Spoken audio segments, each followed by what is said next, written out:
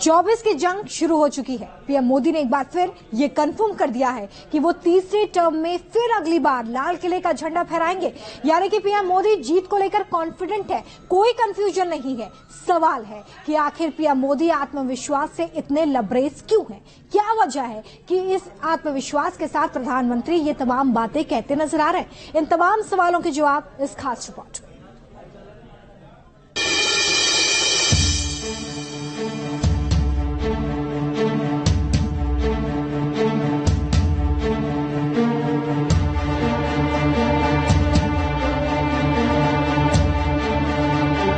अगली बार 15 अगस्त को इसी लाल किले से मैं आपको देश की उपलब्धियां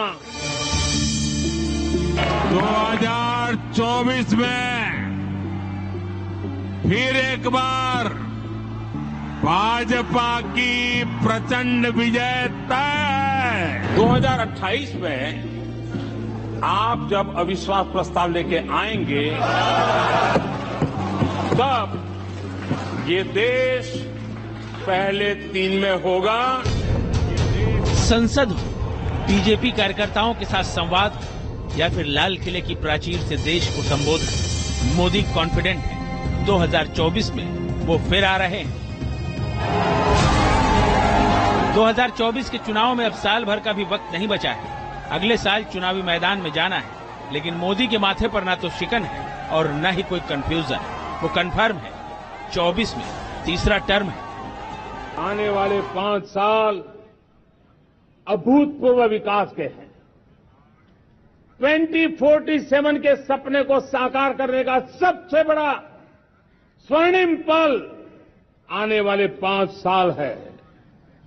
और अगली बार 15 अगस्त को इसी लाल किले से मैं आपको देश की उपलब्धियां, आपके सामर्थ्य, आपके संकल्प, उसमें हुई प्रगति, उसकी जो सफलता है, उसके गौरवगान, उससे भी अधिक आत्मविश्वास के सामने आपके सामने मैं प्रस्तुत करूंगा।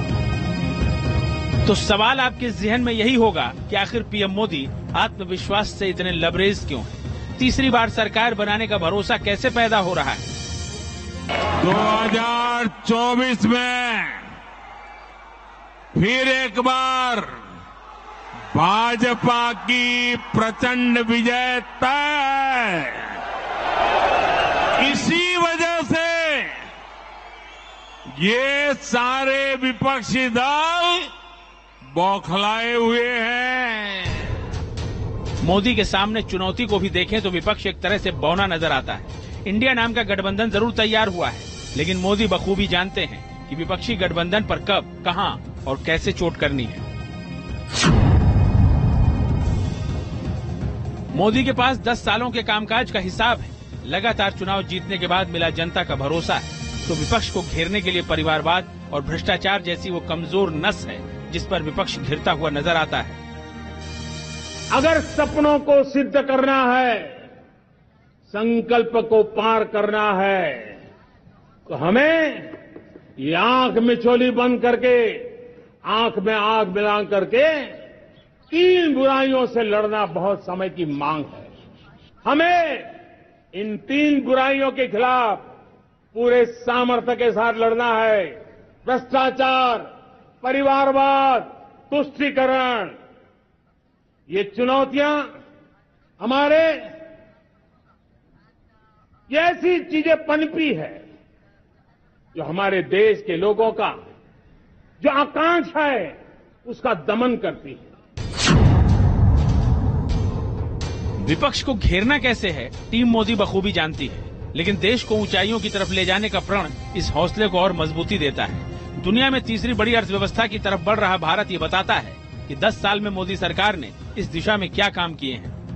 जब हम लोग 14 में आए थे तो हम वैश्विक अर्थव्यवस्था में 10वें नंबर पर थे, और आज 140 करोड़ देशवासियों का पुरुषार्थ रंग लाया है कि हम विश्व की अर्थव्यवस्था में 5वें नंबर पर पहुंच चुके हैं।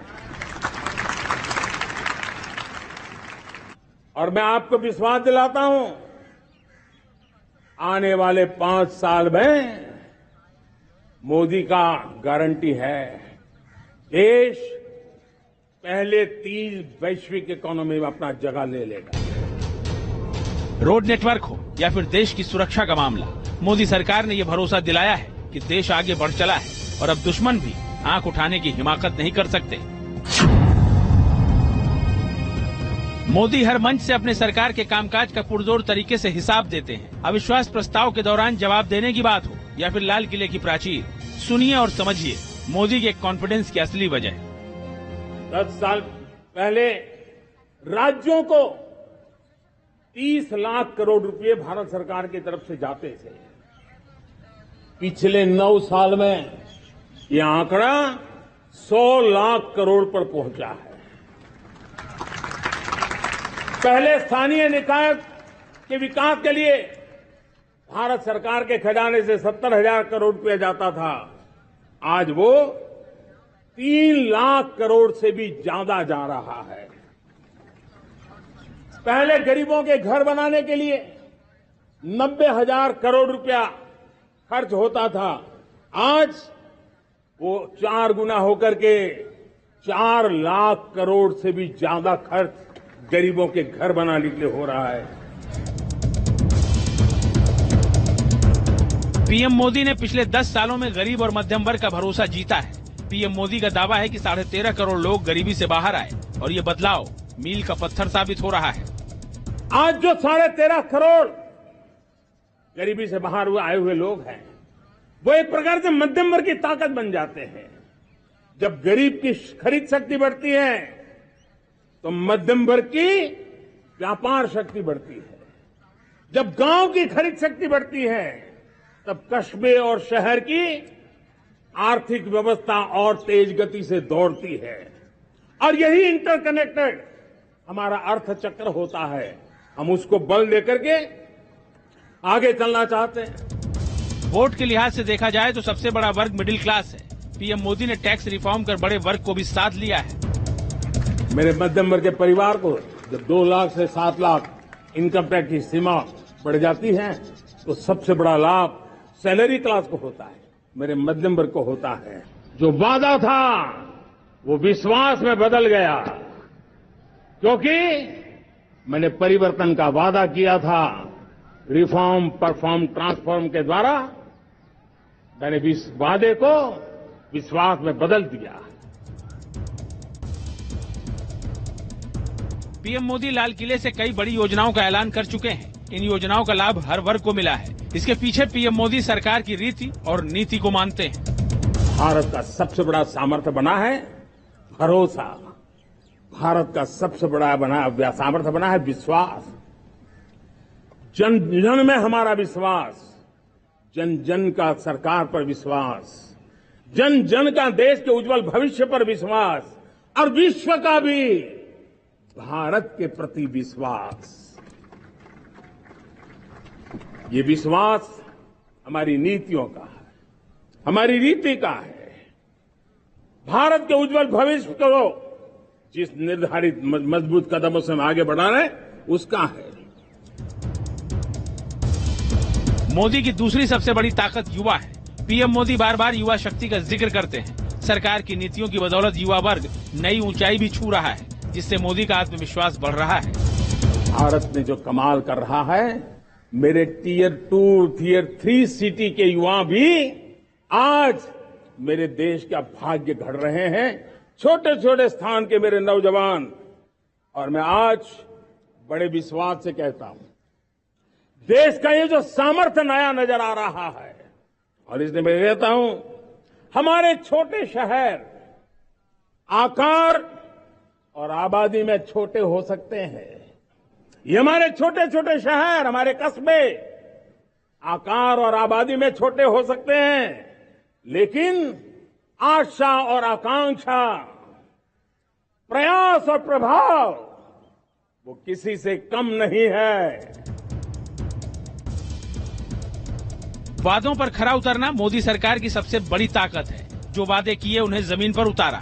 यही वजह है कि तमाम योजनाओं का फायदा सीधे जनता को मिल रहा है। आज भारत पुरानी सोच, पुराने ढर्रे को छोड़ करके लक्ष्यों को तय करके लक्ष्यों को प्राप्त करने की योजना से चल रहा है। और जब मैं कहता हूं ना कि जिसका शिलान्यास हमारी सरकार करती है, उसका उद्घाटन भी हमारे कालखंड में करते हैं। इन दिनों जो मैं शिलान्यास कर रहा हूं ना, आप लिख के रखिए, उसके उद्घाटन भी आप सबने मेरे नसीब में ही छोड़े हुए हैं।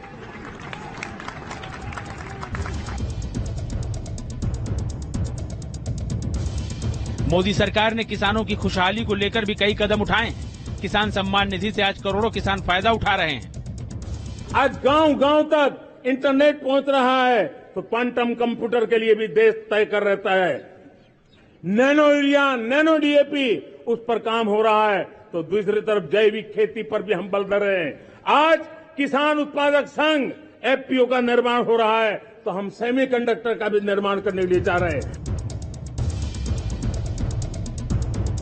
पीएम मोदी के करिश्माई नेतृत्व में वैश्विक स्तर पर भारत की छवि मजबूत हुई है। भारत अब नजरें मिलाकर बात करता है।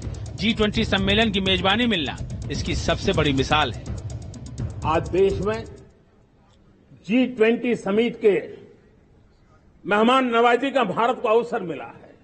अब पिछले एक साल से हिंदुस्तान के हर कोने में जिस प्रकार से G20 के अनेक ऐसे आयोजन हुए, अनेक कार्यक्रम हुए हैं, उसने देश के सामान्य मानवी के सामर्थ्य को विश्व को परिचित करा दिया है।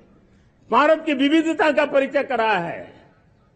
भारत की डायवर्सिटी को दुनिया अचंभे से देख रही है और उसके कारण भारत के तरफ आकर्षण बढ़ा है। जाहिर है ये बातें जनता के दिल में उतर चुकी हैं। लोगों का यही भरोसा मोदी की ताकत है और आत्मविश्वास की वजह भी। इतना ही नहीं, पीएम मोदी ने 2 बड़े ऐलान कर 24 के लिए बड़ा वोट बैंक भी सेट कर लिया। अपने घर का सपना देखने वाले मिडिल क्लास के लिए नई योजना का ऐलान किया। शहर के अंदर जो कमजोर लोग रहते हैं, बिना घर को मुसीबत रहती है, मध्यम वर्ग के परिवार अपना खुद का घर का सपना देख रहे हैं, हम उसके लिए भी आने वाले कुछ सालों के लिए एक योजना लेकर के आ रहे हैं। और जिसमें ऐसे मेरे परिवारजन जो शहरों में अपना घर, शहरों में रहते हैं लेकिन किराए के मकान पे रहते हैं, झुग्गी झोपड़ी में रहते हैं, चाल में रहते हैं, अनऑथराइज कॉलोनीज में रहते हैं, ऐसे मेरे परिवारजन अगर अपना मकान बनाना चाहते हैं तो बैंक से जो लोन मिलेगा उसके ब्याज के अंदर राहत देकर के लाखों रुपयों की मदद करने का हमने निर्णय किया है। आने वाले फिलहाल वक्त एक बहुत छोटी सी ब्रेक का है, फौरन लौट रहे हैं, रहिए हमारे साथ।